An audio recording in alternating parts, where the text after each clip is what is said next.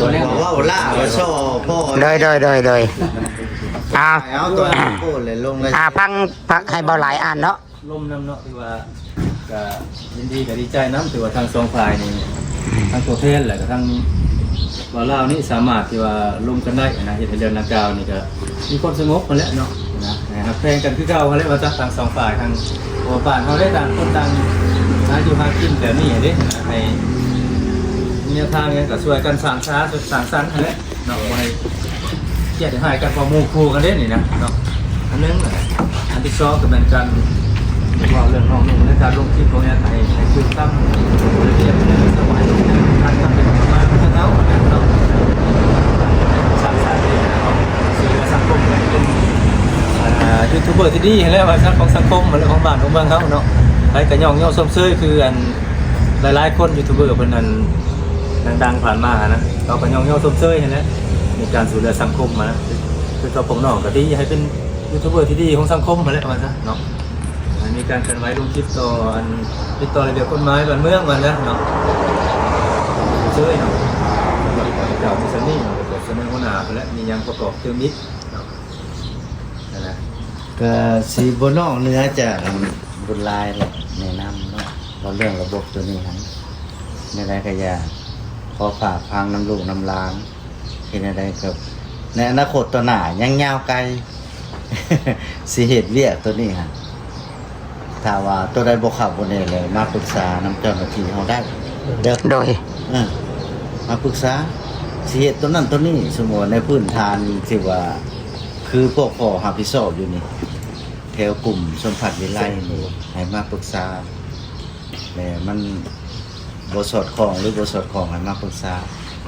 มันตัวนี้แหละนี่มันขาดนั่นคือว่ามันเป็นคนนั่นได้นี่ตกหล่นบ่คนมาตกหล่นบริเวณให้เป็นบริเวณเด้อทางสองกำสองพายเลยให้ละเอียดขึ้นตืมดีใจนำที่ว่ามาสวยคนลาวคือกันที่ว่าทางแต่ละช่องทางมาอุดหนุนกับบวาเนาะมาเรื่องน้ำใจอยู่แล้วคนลาวเขาเนาะสูงอยู่แล้วน้ำใจคนลาวเขานะแต่ให้มันไปตามระบบคือว่าโปรเทว่าไลน์แล้วโอเคแล้วเนาะสำนึกก็พอแล้วโดยเฮากะในฐานะตัวแทนของผู้หลักผู้ใหญ่ก็ขอขอบใจคณะกลุ่มบ้านในเนาะพ่อเนาะสมผัสวิไลเนาะปกสกลุ่มบ้านสมผัสวิไลที่บอกสอนและก็เหตุให้เรื่องนี้มันจบลงด้วยสันติวิธีพอยังมีในตัวหน้าเด้อปัญหาโดยขอบใจหลายๆพอขอมุขอบใจโอ้ยดีใจนำโดยพอเลยขอบใจพอขอบใจการให้โดยมันอยู่ในระบบกฎหมายเลยเขาดำเนินการดีใจเนาะมันจบลงแบบนี้เนาะดูแลท่านสุเจ้าผมมาเนี่ยคนนี้น้องลงที่สมัครในสังคมเอาในรายกระยาเด้อสู่ส่วนช่วยเหลือคนผู้ที่ทุกข์ยากเขาดีแล้ววันจะต่อไปเดี๋ยวสู่ไปทอดทอยมียังแต่มาลินในกลุ่มผู้สร้างบุญลายเด้อบุญลายตัวใดจะดีนะครับข้าวไปทำมาสวยคนบ้านเขาดีแล้วเนาะบ่หลายเนาะผมขอบใจทุกคนเลยคนมาออกแต่นี้เนาะอยากจะมีแต่ว่าให้เจ้าเห็นคิดขอโทษนะเลยพิมพ์เบอร์โทรนั้นชื่อน้องชื่อยังไม่ได้ใช่ขอโทษที่ว่าทุกประสงค์ที่บ่ได้ทำตามที่เพิ่นบอกแค่นั้นนะส่วนทางเราเห็นตัวลูกดีหน่อยแล้วเนาะท่านชำนาญแบบนี้มันหายังเห็นดีสองสมุกทางเจ้าที่ปกครองกลุ่มเขาเดินสามมุมถึงการตกลงเนาะระหว่างนี้แต่สื่อแต่ละคนเลยได้แต่สื่อว่าได้ผมมาได้เลยคือแมนทาวซิตี้ไซเนาะสองคือแมนทาวเวียงไซนี่เนาะคือสามคือทาวบอสเนาะสื่อเจ้าเนาะคือสี่ก็โอริเซสื่อตามเลยนี่ด้วยแห่งโมเมนต์แล้วเนาะติดตามร่อนหรือว่าเบาล่ามาเพิ่มเนาะใส่ยี่เนาะแม่ละวะเซสื่อเทนะเซสื่อสองเลยทาวโอริหรือกรพักทางสองฝ่ายตกลงให้ดีกันดังนี้ทางฝ่ายตะล่อนหรือว่าพอเราเพิ่มนี้เนาะเราไว้นี่เป็นที่สูงนั่นคือตามจำนวน3,000 บาทเนาะ ในตัวแทนแม่พิมพ์และแม่คิมเนาะ แม่น อยู่อังกฤษและสวีเดนเนาะ แม่น พร้อมทางลงคลิปขอโทษแม่พิมพ์และแม่คิมนี่เนาะทางตัวแทนก็เห็นดีฮับเบ้าเนาะและก็จบสิ้นเรื่องนะครับ โอ้ยยิ้มเนี่ย แต่เพียงเท่านี้ ยิ้มนี่ตลอดนะ ทางเพิ่นอ่านเด้อ แต่เพียงเท่านี้เนาะถือว่าหากทั้งสองฝ่ายเอาคลิปนี่มาเว้าเสียดสีกันอีกต่อไปเนาะทั้งสองฝ่ายขอจบเรื่องนะครับแต่เพียงเท่านี้เนาะดังนั้นทางเจ้าหน้าที่สิ่งสร้างบุกตึกมีไว้เพื่อเป็นหลักฐานเนาะถือว่าได้อ่านให้คู่กรณีฟังเนาะเห็นดีเป็นเอกภาพเนาะถือว่าจึงลงมาเซ็นส่วนเงินแม่นได้จ่ายกันแล้วนี่เนาะเสร็จถือว่าเซ็นแล้วจ่ายกันเลย แต่ถ้าหากว่าผู้ใดผู้หนึงยังบ่จบในเรื่องนี้แม่นผู้นั้นผิดคุณจองรับผิดชอบอีกได้บาดนี้ได้ เขียนมาแล้ว เขียนไว้โลดบ่หลายเอ้ย เขียนมาแล้ว แปลว่าบ่ให้เว้ากันไปกันมาอีกนะให้เว้าแต่แนวดีถ้าสิซอยก็ซอยไปบ่ได้ว่าหยังบ่ให้เว้ากันไปกันมา ลูกมันจะเป็นรับผิดชอบเนาะ แม่นอืม เกี่ยวกับเรื่องนี้เกี่ยวกับเรื่องเงิน20,000นี้เนาะ แม่น ลงในบอดสักสันนั่นแล้ว ลงแนวมันดีเนาะ เว้าแนวมันถูกต้องปรองดองกัน ล อะ ง ไร ในบางพรเบิดนี่ติ ว่าบ่ช่วยกันได้ แม่น ทำไมเอง ลงแบบใด FC สิบ่ด่าเอ้ยพิมพ์ก็ ใจมา ก็ว่ากันให้แหละเนาะสิบ่ด่ากันให้แหละว่าง่ายๆเฮาก็ทางเฮานี่ก็สิเฮ็ดคลิป ดาวบ่ดาวบ่เกี่ยวกับเว็บซีนี่น่ะ เข้าใจ เอามีแต่ว่าล้มกันแล้วแหละก็แล้วนะ เข้าใจแต่ว่า แม่นบ่ได้เว้า เรื่อง FC อยากด่าข่อยบ่ว่าดอกคะแนนว่าเฮาเบิ่งในคลิปคำเว้าเฮามันสิไปจุดชนวนให้ FC ใจขึ้นบ่หรือใจลงคือว่าบ่แหละคันเฮาเฮ็ดคลิปสุดท้ายตัดจบแล้วก็จบไป คำเว้านำคอนเทนต์นำเด้อให้มันตรงกับคำเว้าเด้มันจิฟาดไว้อ้าวจบกันแล้ว เจ้ามา แบบไหน แบบไหน จบแบบไหนมาฟัง เออ โอ้ทำไมจบง่ายจังเอานี่ เอาง่ายบ่ง่ายก็เฮาจบกันแล้วเฮาเว้ากันได้จบแล้วคือจบ มาเหตุตื่มเหตุทาให้ลงคลิปเนาะเสียดสีเกี่ยวกับเรื่องดังกล่าวนะเนาะผู้ลงจะได้รับผิดชอบต่อการกระทำของตนและรับผิดชอบต่อเรื่องกฎหมาย แมนถ้าคำเว้าหรือว่าการกระทำเนาะมันเฮ็ดจุดชนวนให้ FC ยังบ่ลืมเรื่องราวตัวนี้ก็ผู้นั้นรับผิดชอบก็สิซะ มานี่ลองคลิปเอาไปว่า เซ็นได้บัดนี้เนาะ กันแล้ว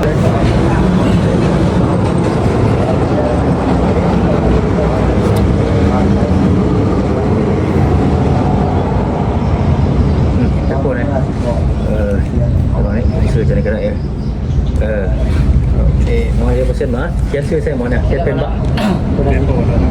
แต่บ่เราเกี่ยวกับเป็น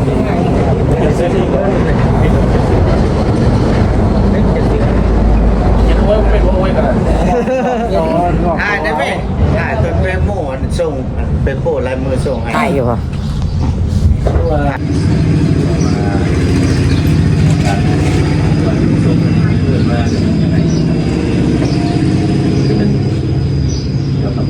การช่วยเหลือเขาโอ้ยอะไรมาสักหรือว่า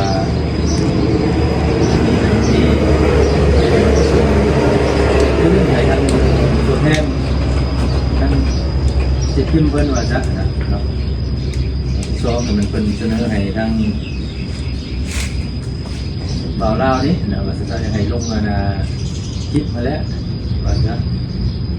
ให้ลงคลิปว่าขอโทษนะผู้ช่วยเหลือเขาไว้นี้นะจุดจุดต้นเลยใส่ชื่อว่าพี่น้องน้ำเราลงผิดนะพี่น้องเราน้ำนะก็ปัจจุบันก็อะไรต่อที่ไปอยู่บ้านนะครับต่างคนต่างเหตุผลนะต่างคนแต่งต่าง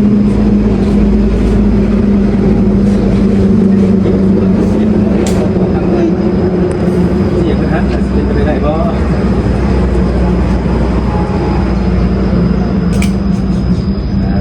ลุงคิดขอโทษ ตัวเจเพิ่นว่าถ้าเจทางมานะผู้ช่วยเหลือนั้นเข้าใจออก ลุงคิดขอโทษแล้วสื่อเขานำ ว่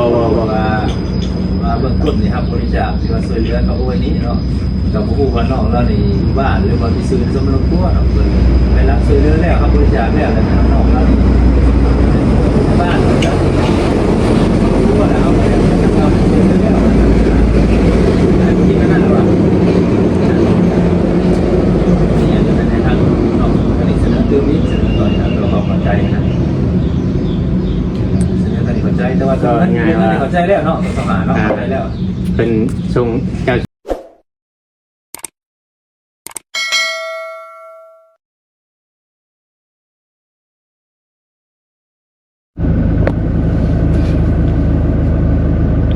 กับทักทายสบายดีพี่น้องสบายดีสวัสดี พ่อแม่พี่น้อง FC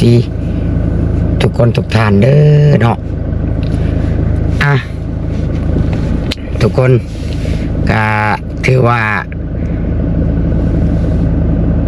ตุสิทธิ์ก็ได้แก้ไขปัญหา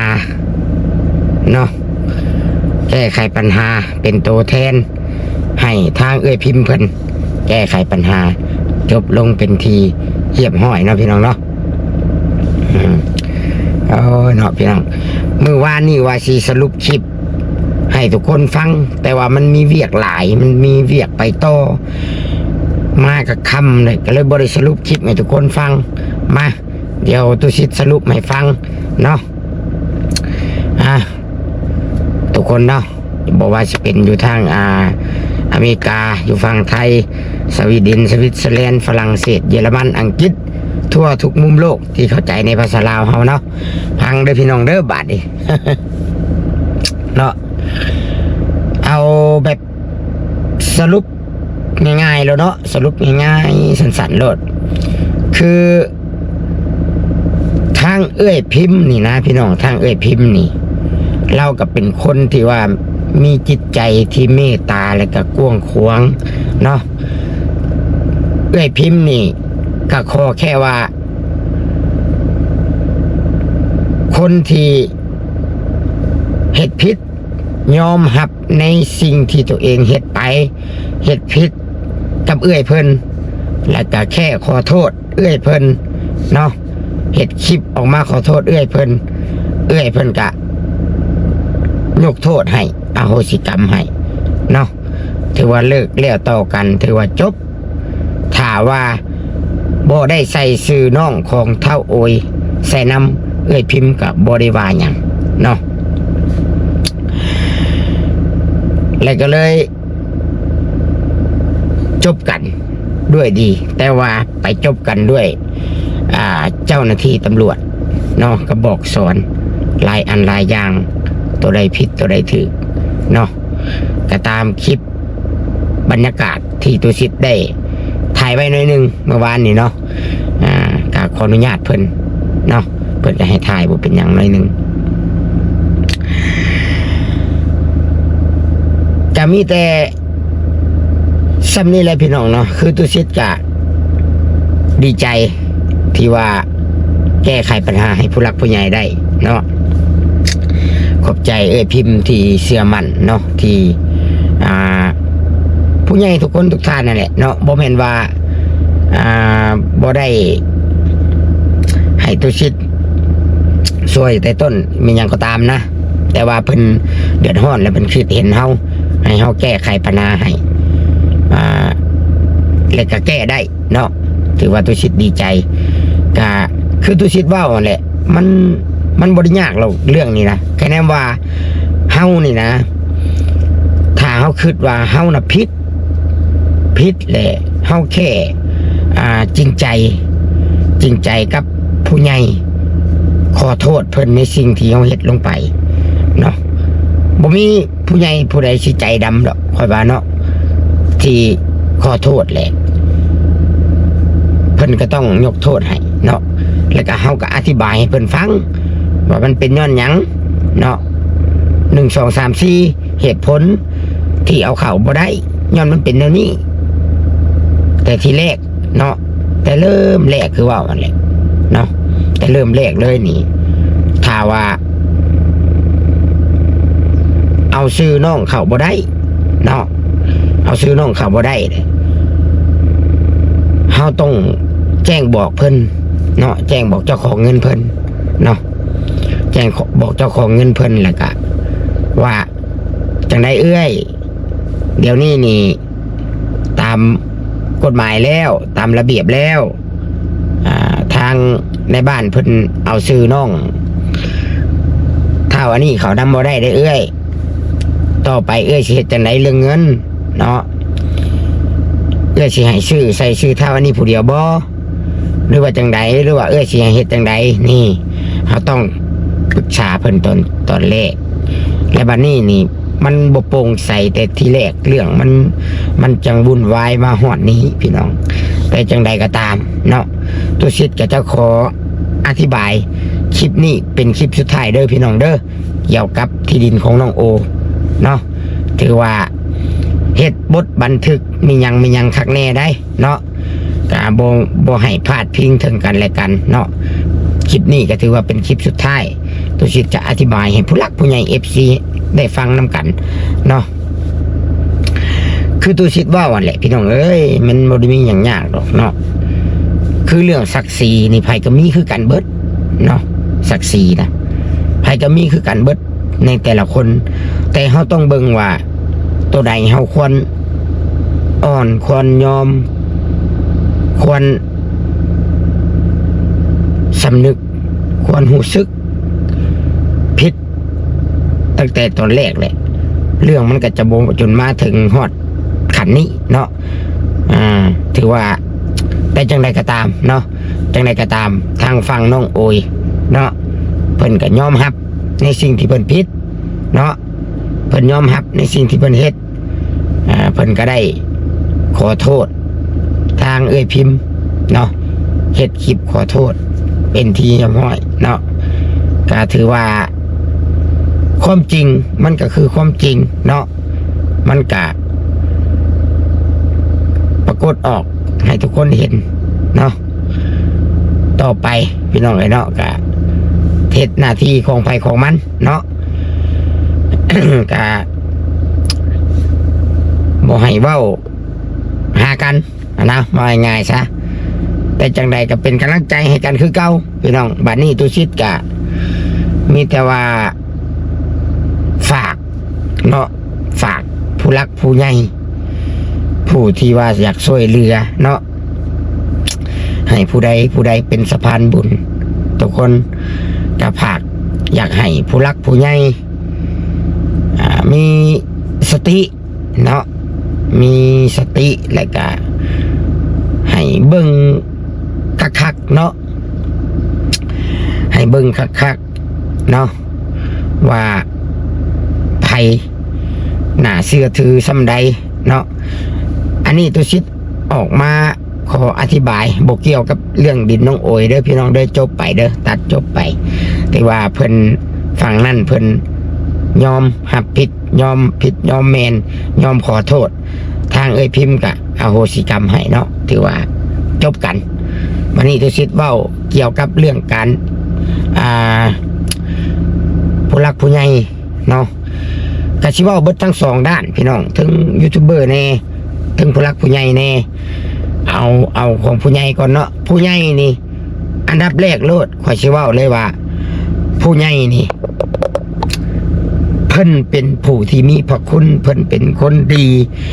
เพิ่นเป็นผู้ที่มีพระคุณต่อ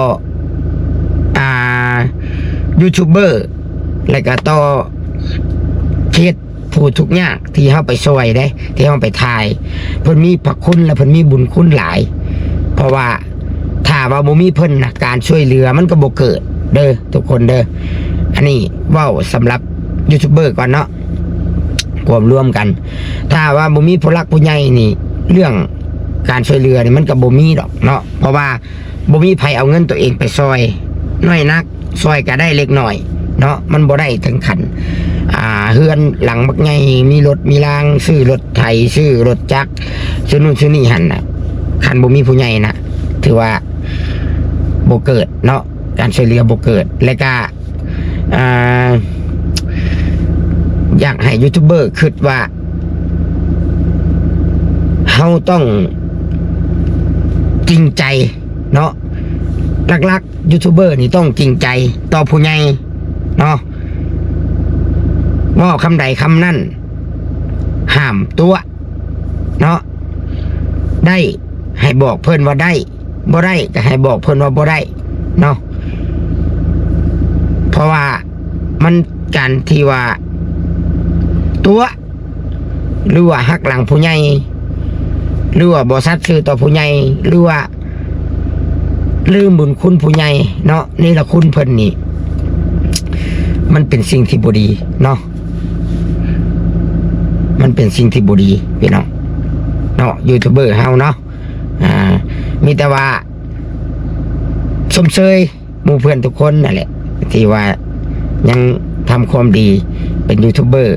ช่วยเหลือสังคมเนาะกะพยายามต่อไปมีแต่ให้มันโปร่งใสเนาะกับบ่ได้เว้าภัยชื่อภัยเด้อพี่น้องมีแต่ในมุมของตัวสิทธิ์นะแต่ที่ผ่านมากะเอาถือว่ามันก็บ่ได้อยากมีปัญหาอย่างดอกพี่น้องมีกะ เล็กๆน้อยๆไปเนาะและบัดนี้ในมุมผู้ใหญ่บัดนี้เนาะตัวสิทธิ์นี่เข้าใจผู้ใหญ่สมมติว่า YouTube นี่ไปถ่ายเนาะไปถ่ายเคสหนึ่งและ YouTube นี่ก็แต่ละคนนี่ก็บ่คือกันเด้อผู้ใหญ่เด้อ FC เด้อบางคนนี่ก็เนาะคือว่าเนี่ยมันเรื่องวิวเรื่องผลประโยชน์แล้วก็บางทีจะจังเฮากับการถ่ายทำนี่มันก็เรื่องจริงแน่บ่เรื่องจริงแน่เนาะก็มีแต่ว่าจักสิเตือนจังไดเนาะมีแต่ให้ผู้ใหญ่สังเกตเบิ่งแต่ละคนนั่นแหละโทรลิ้นโทรหาลมนำว่าแต่ละคนนิสัยใจคอเป็นจังไดก่อนว่าเฮาสิส่งเงินไปให้เนาะหรือว่าให้เป็นสะพานบุญให้เฮาเนาะเลือกเอาคนที่น่าเชื่อถือบ่สิซะเนาะเพื่อว่าผู้ใหญ่จังบ่เสียใจเนาะประมาณนี้แหละพี่น้องเนาะคลิปนี้ก็ประมาณนี้เนาะก็จบคลิปเนาะก็ขอเป็นคลิปสุดท้ายเนาะหวังว่าสิบ่มีปัญหาเนาะจะมีแต่ว่าเรื่องราวที่ตุชิตไปเคลียร์ถือว่าตุชิตก็เฮ็ดหน้าที่ของตัวเองสำเร็จเนาะสำเร็จเสร็จสิ้นภารกิจเนาะถือว่าเบ้าอีกอย่างหนึ่งก็ชนะความก็ว่าได้พี่น้องเนาะแต่ก็บ่ได้ว่าอยากเอาชนะผู้ใดดอกพี่น้องเอาความจริงเอาความยุติธรรมเอาสิ่งที่ว่ามันถูกต้องนั่นแหละเนาะยึดมั่นในหลักมั่นในสิ่งที่ถูกต้องว่าจังซี่ซะเนาะเพราะว่าก็หวังว่าเรื่องนี้นี่จะสิเป็นบทเรียนให้หลายๆคนพี่น้องเนาะให้ทั้งเป็นบทเรียนให้ทั้ง YouTube เบอร์เป็นบทเรียนให้ทั้งผู้ใหญ่เนาะในเรื่องที่ว่ามันเกิดขึ้น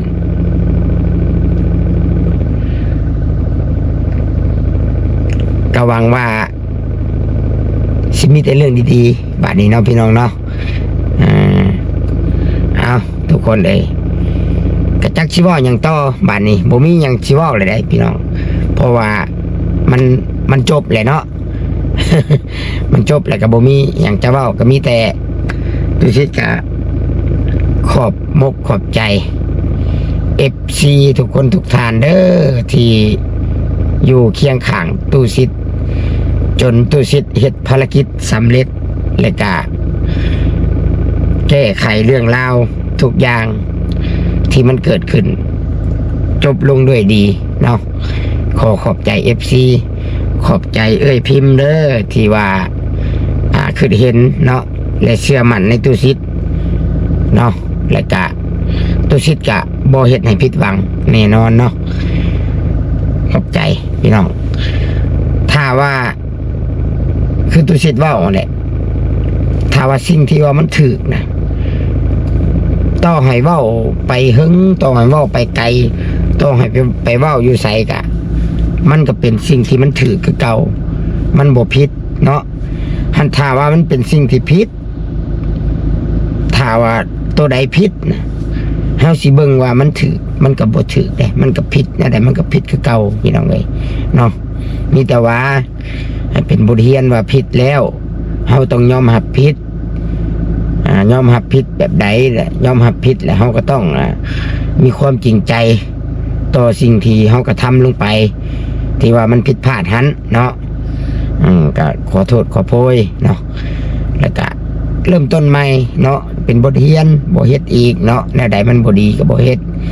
แล้วควรเป็นแบบอย่างที่ดีให้หมู่เพื่อนเนาะเป็นแบบอย่างที่ดีให้ผู้รักผู้ใหญ่เพิ่นเห็นนั่นแหละเนาะพี่น้องเอ้ยเนาะ